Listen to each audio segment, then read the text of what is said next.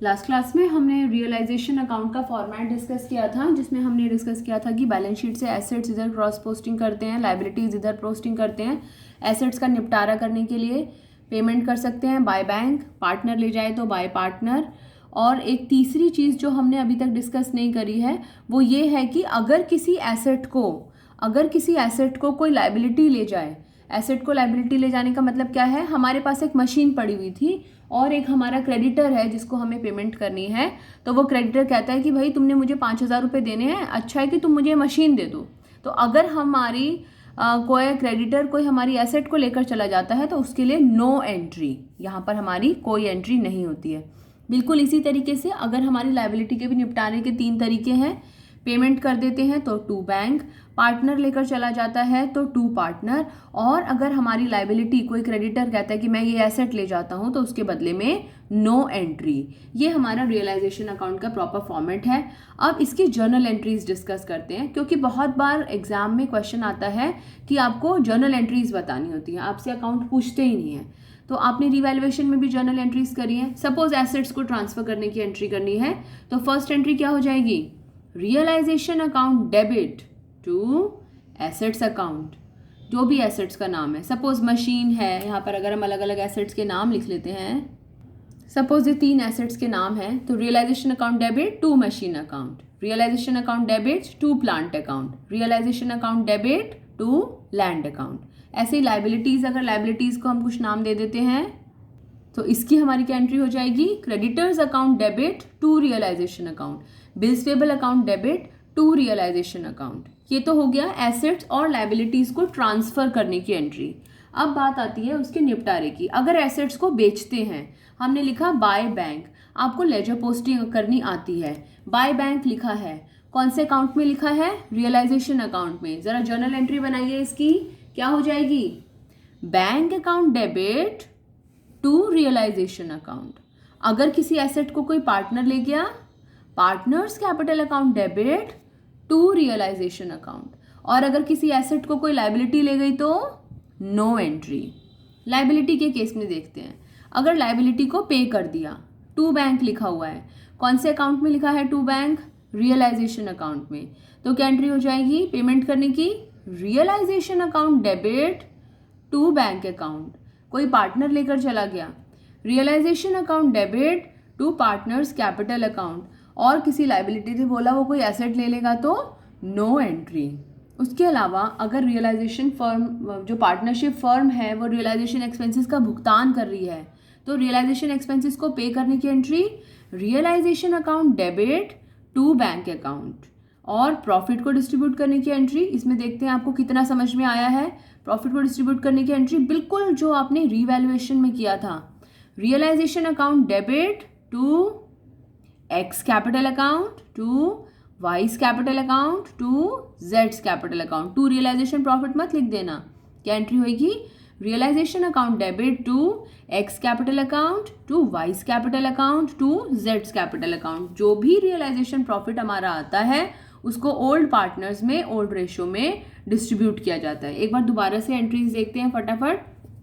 Assets को transfer करने की entry, realisation account debit to assets account. Liabilities को ट्रांसफर करने की entry, liabilities account debit to realisation account. Assets को बेचने की entry, bank account debit to realisation account. अगर एसेट को कोई पार्टनर ले जाए तो partners capital account debit to realisation account.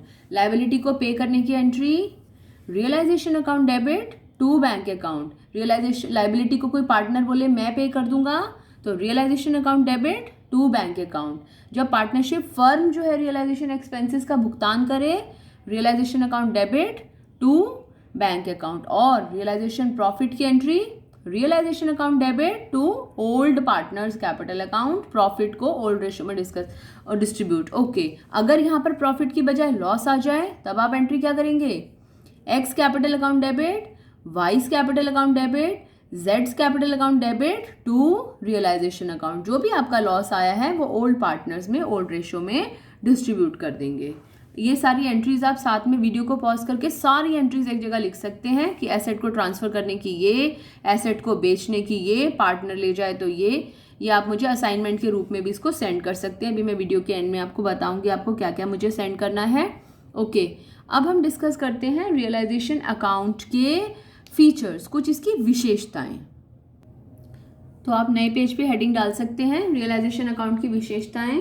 बच्चों, रियलाइजेशन अकाउंट की सबसे पहली विशेषता ये होती है कि यह एक नॉमिनल अकाउंट है। कोई भी अकाउंट जिसमें प्रॉफिट या लॉस हम कैलकुलेट करते हैं, that is always a nominal account. Realisation account कैसा अकाउंट है? Nominal account. क्यों है ये नॉमिनल अकाउंट?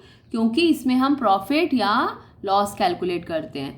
रिवैल्यूएशन अकाउंट कैसा अकाउंट है? एक नॉमिनल अकाउंट। क्यों है ये एक नॉमिनल अकाउंट? क्योंकि हम रिवैल्यूएशन में भी प्रॉफिट या लॉस कैलकुलेट करते हैं। प्रॉफिट एंड लॉस अकाउंट कैसा अकाउंट है? एक nominal account.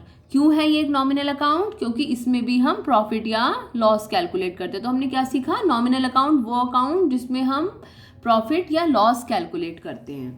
Okay, second point, यह केवल व्यवसाय के समापन पर बनाया जाता है। तो रियलाइजेशन अकाउंट किसी व्यावसायिक संगठन के जीवन काल में कितनी बार बनाया जाता है? केवल और केवल एक बार, और वो भी कब? जब व्यवसाय का समापन हो रहा हो, when the business is closed. जबकि रिवैल्यूएशन अकाउंट कब कब बनता है? जब एडमिशन होता है, रिटायरमेंट होती है, डेथ होती है किसी पार्टनर की। पार्टनर कितनी बार भी एडमिट हो सकता है, कोई पार्टनर नया पार्टनर लेकर हम आ सकते हैं। पार्टनर्स रिटायर हो सकते हैं कितनी बार भी, एक पार्टनर चला गया, फिर दूसरा पार्टनर चला गया, फिर कोई नया आ गया, फिर चला गया। पार्टनर्स की डेथ भी हो सकती है, ऐसा भी संभव है। लेकिन व्यवसाय का समापन तो उसमें केवल जीवन में केवल एक बार होता है उस व्यवसाय के। तो कई बार रिवैल्यूएशन और रियलाइजेशन अकाउंट में डिफरेंस आ जाता है। तो रीवैल्यूएशन अकाउंट में हम एसेट्स और लायबिलिटीज को रीवैल्यू करते हैं, पुनर्मूल्यांकन करते हैं। जबकि रियलाइजेशन अकाउंट में हम क्या करते हैं? एसेट्स को बेचते हैं और लायबिलिटीज का भुगतान कर देते हैं। दूसरी चीज, रिवैल्यूएशन अकाउंट कब बनाया जाता है? एडमिशन, रिटायरमेंट, डेथ या चेंज इन प्रॉफिट शेयरिंग के केस में। और इसको बोला जाता है जब पार्टनरशिप का समापन होता है, जब साझेदारी का समापन होता है, तब रिवैल्यूएशन अकाउंट बनाया जाता है। लेकिन जब साझेदारी फर्म का समापन होता है, तब हम रियलाइजेशन अकाउंट बनाते हैं। तीसरा, इसमें एसेट्स और लायबिलिटीज को ट्रांसफर किया जाता है। हम एसेट्स और लायबिलिटीज को ट्रांसफर करते हैं क्रॉस में टू एसेट्स बाय लायबिलिटीज, जिससे कि हम फिर एसेट्स का भुगतान कर सकें रियलाइजेशन अकाउंट में, और लायबिलिटीज को एसेट्स को बेच सकें और लायबिलिटीज का भुगतान कर सकें। आई होप रियलाइजेशन अकाउंट आपको क्लियर है, उसका विशेषताएं। अब बाकी क्वेश्चन करेंगे अभी जब हम अगली वीडियो में, तो और चीज़ें क्लियर होंगी। अब हम रियलाइजेशन अकाउंट से रिलेटेड कुछ छोटे छोटे नोट्स हैं जो नोट करेंगे। तो नए पेज पे आप हेडिंग डाल सकते हैं नोट्स, जिनकी मदद से हम रियलाइजेशन अकाउंट बनाएंगे। पहला नोट ये है कि कुछ एसेट्स को छोड़कर, एक्सेप्ट अ फ्यू एसेट्स, कुछ एसेट्स को छोड़कर बाकी सारी एसेट्स को ट्रांसफर किया जाता है। वो कुछ एसेट्स कौन सी हैं? जैसे कि पार्टनर का लोन। हमने कहा था क्यों है ये, अभी अब समझ में आएगा। पार्टनर का लोन, एसेट साइड वाला, कैश अकाउंट या बैंक अकाउंट, इन तीनों को छोड़कर बाकी सारी एसेट्स को रियलाइजेशन अकाउंट में ट्रांसफर किया जाता है। बहुत अच्छे से समझ लें क्यों ऐसा होता है। ये वो सारे अकाउंट हैं जिनको कि हम अलग से खाता बनाएंगे। हम पार्टनर का लोन अलग से बनाएंगे, हम कैश अकाउंट अलग से बनाएंगे, हम बैंक अकाउंट अलग से बनाएंगे। इसलिए इसको छोड़कर बाकी सारी एसेट्स को रियलाइजेशन अकाउंट में ट्रांसफर किया जाता है।